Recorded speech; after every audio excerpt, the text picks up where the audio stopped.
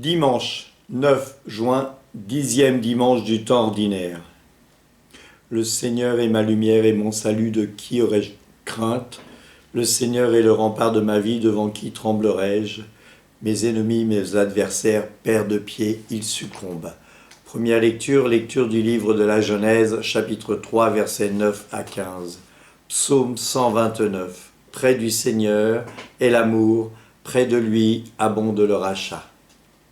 Deuxième lecture de la deuxième lettre de Saint Paul apôtre aux Corinthiens, chapitre 4, verset 13, jusqu'au chapitre 5, verset 1. Évangile de Jésus-Christ selon Saint Marc, chapitre 3, verset 20 à 35. Alléluia, alléluia. Maintenant le prince de ce monde va être jeté dehors, dit le Seigneur. Et moi, quand j'aurai été élevé de terre, je les attirerai tous à moi. En ce temps-là, Jésus revint à la maison, où de nouveau la foule se rassembla, si bien qu'il n'était même pas possible de manger.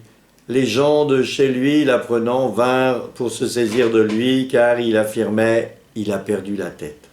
Les scribes qui étaient descendus de Jérusalem disaient « Il est possédé par Belzéboul ». C'est par le chef des démons qu'il expulse les démons. Les appelant près de lui, Jésus leur dit en parabole: comment Satan peut-il expulser Satan? Si un royaume est divisé contre lui-même, ce royaume ne peut pas tenir. Si les gens d'une même maison se divisent entre eux, ces gens ne pourront pas tenir. Si Satan s'est dressé contre lui-même, il est divisé, il ne peut pas tenir et c'en est fini de lui. Mais personne ne peut entrer dans la maison d'un homme fort et piller ses biens, s'il ne l'a pas d'abord ligoté. Alors seulement il pillera sa maison. Amen, amen, je vous le dis, tout sera pardonné aux enfants des hommes, leurs péchés et les blasphèmes qu'ils auront proférés. Mais si quelqu'un blasphème contre l'Esprit Saint, il n'aura jamais de pardon. Il est coupable d'un péché pour toujours. Jésus parla ainsi parce qu'ils avaient dit « Il est possédé par un esprit impur ». Alors arrivent sa mère et ses frères. Restant dehors, ils le font appeler. Une foule était assise autour de lui, et on lui dit « Voici ta mère et tes frères qui sont là dehors. Ils te cherchent. » Mais il leur répond « Qui est ma mère? Qui sont mes frères ?» Et en parcourant leur regard, ceux qui étaient assis en cercle autour de lui, il dit « Voici ma mère et mes frères. Celui qui fait la volonté de Dieu, celui-là est pour moi un frère, une sœur, une mère. » Acclamons la parole de Dieu. Louange à toi, Seigneur Jésus.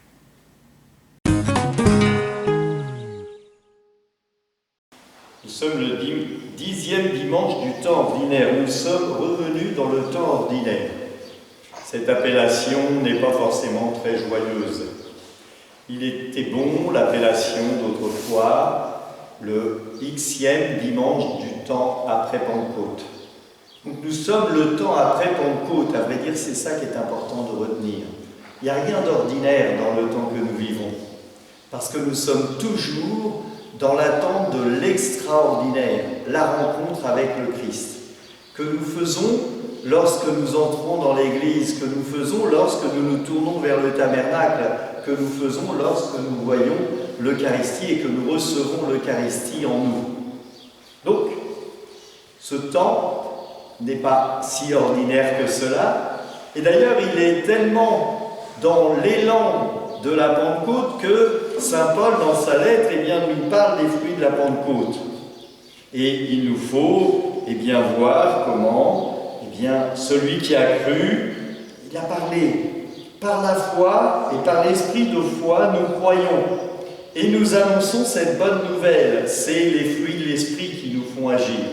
Nous sommes tous invités à témoigner de l'amour de Dieu pour nous.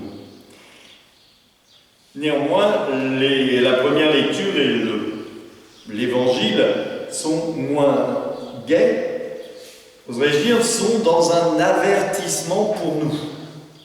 La première lecture nous rappelle la découverte de la nudité pour Adam et Ève. Après avoir mangé du fruit de la connaissance du bien et du mal, il se croyait égal à Dieu alors qu'il l'était déjà.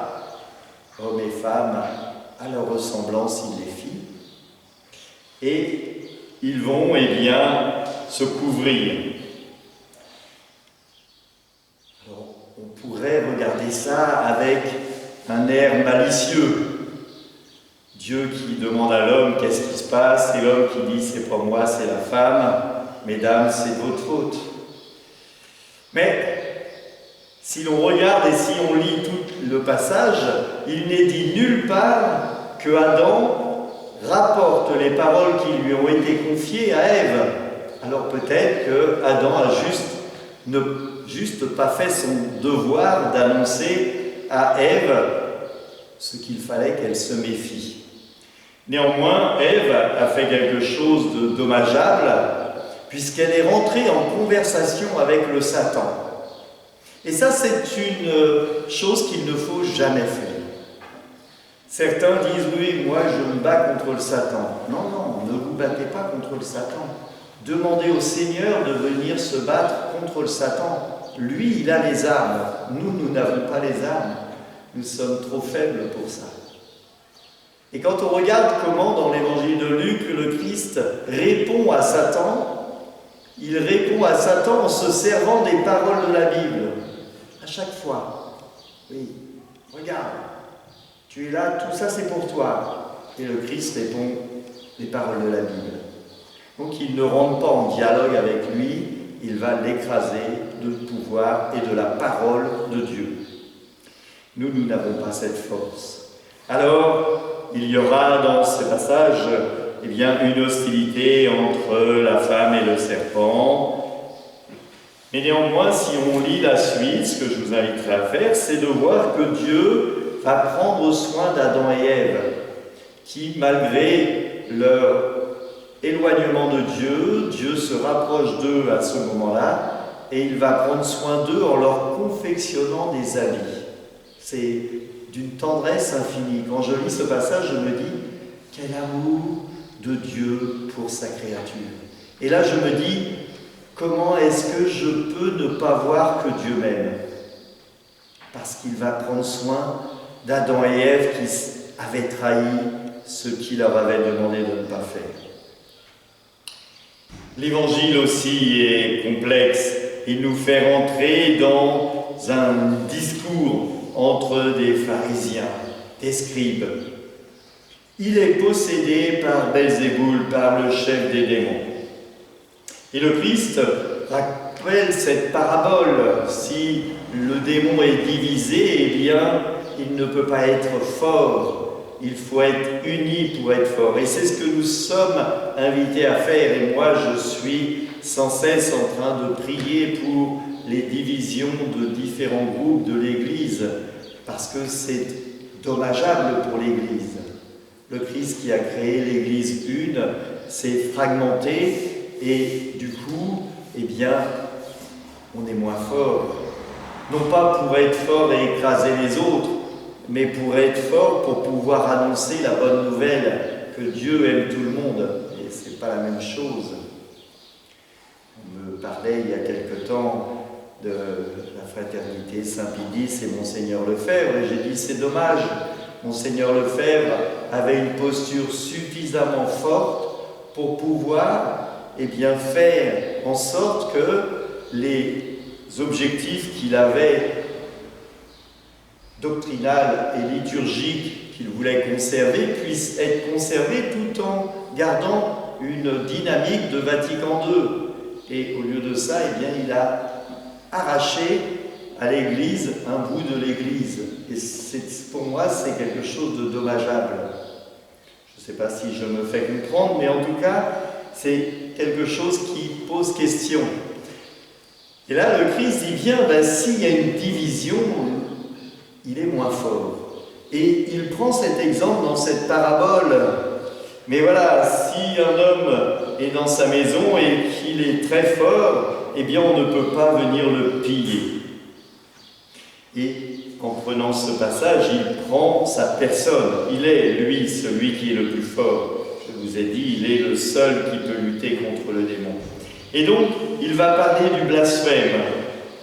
Blasphémer est pardonnable, mais le refus de l'amour de Dieu, c'est cela le blasphème contre l'esprit, un refus impératif de l'amour de Dieu, un refus de regarder Dieu comme quelqu'un qui m'aime et m'obstiner vers le mauvais chemin. C'est ça. Comme le Pharaon qui s'est durci le cœur et l'esprit contre le peuple, eh bien celui qui durcit son cœur et son esprit contre Dieu, il pêche contre l'esprit.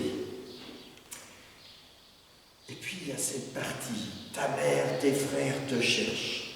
Alors on a bien compris que ce sont les frères de cousinade, les frères du même âge de Jésus dans la famille. On connaît bien dans les pays africains. Moi j'étais à Pierrelet, il y avait Maman Odette. Tout le monde l'appelait Maman Odette. Je dis, qu'est-ce qu'elle a comme enfant cette dame? Mais non, c'est Maman Odette parce qu'elle avait élevé plein d'enfants du même âge. Et donc pour tous ces enfants qui n'étaient pas forcément les siens, c'était Maman Odette. Et donc c'est la même démarche pour ce texte. En tout cas, ta mère, tes frères sont là et ils te cherchent. Et la réponse du Christ est importante. Qui sont ma mère et mes frères? Celui qui fait la volonté de Dieu, celui-là est pour moi un frère, une sœur, une mère. Alors, est-ce à dire qu'il repousserait sa mère? Bien au contraire. Rappelez-vous, Marie a écouté l'ange et a fait ce que la parole de Dieu lui était adressée. Donc elle écoute bien la parole de Dieu et elle la met en pratique. Donc dans ce passage, il n'est pas question de repousser quelqu'un. Au contraire, il est question d'ouvrir à l'humanité l'amour de Dieu. Nous sommes frères et sœurs en Christ. Le Christ, Fils unique, et nous sommes fils adoptifs par le Fils. Par le baptême, nous sommes entrés dans cette immense famille de chrétiens. Et j'aime à dire que, eh bien, c'est pour moi une joie de voir que la diversité de la communauté qui est présente dans nos bancs. Nous sommes ouverts à tous. Tous sont bienvenus dans l'amour de Dieu. Il n'y a pas une partie d'un côté, une partie de l'autre. Tous sont bienvenus. Il n'y a pas de premier et de dernier. En regardant ce texte, eh bien, je me dis que le Christ nous défend du démon, nous sauve du démon, nous guérit du démon et nous ouvre à l'amour de Dieu. En regardant cette première lecture, je vois que Dieu m'invite à ne pas faire de choses mauvaises. Et même si je fais des choses mauvaises, il me pardonne et il prend soin de moi. En regardant ce psaume, j'espère le Seigneur de toute mon âme, je l'espère et j'attends sa parole. Mon âme attend le Seigneur, plus qu'un veilleur ne guette l'aurore. Ça nous invite à être dans l'attente et la prière. Que nous soyons tous, les uns les autres, dans ce regard de la parole de Dieu qui nous est offerte, avec les lectures de Saint Paul et des actes qui nous permettent de voir le dynamique de l'Église naissante. Et peut-être nous sommes invités à écrire aussi les actes de l'an 2024 ou de l'an 2025. Comment est-ce que nous vivons notre Église aujourd'hui? Et moi, je me réjouis en voyant le nombre de baptêmes qu'il y a, d'adultes, de jeunes, le nombre de confirmations, le nombre d'inscrits qui est déjà présent sur nos listes. J'étais dans les classeurs tout à l'heure et je suis dans la joie, dans une joie infinie de voir tous ces baptisés, confirmés, qui prennent part à l'Église d'aujourd'hui. Alors, certains diront que les jeunes, c'est l'Église de demain. Je dis sans cesse que les jeunes, c'est l'Église d'aujourd'hui. Et c'est une joie pour nous de nous renforcer pour pouvoir les aider à garder confiance et à ne pas s'éloigner de Dieu, lui qui est amour. Amen. Le Seigneur est ma forteresse, mon refuge et mon libérateur. Mon Dieu vient à mon aide. Par ta force de guérison, Seigneur, Dans ta bonté, libère-nous de nos égarements et conduis-nous sur le droit chemin, par le Christ notre Seigneur. Que Dieu Tout-Puissant vous bénisse tous, lui qui est Père, Fils et Saint-Esprit. Allez, dans la paix du Christ, nous rendons grâce à Dieu. Bonne semaine.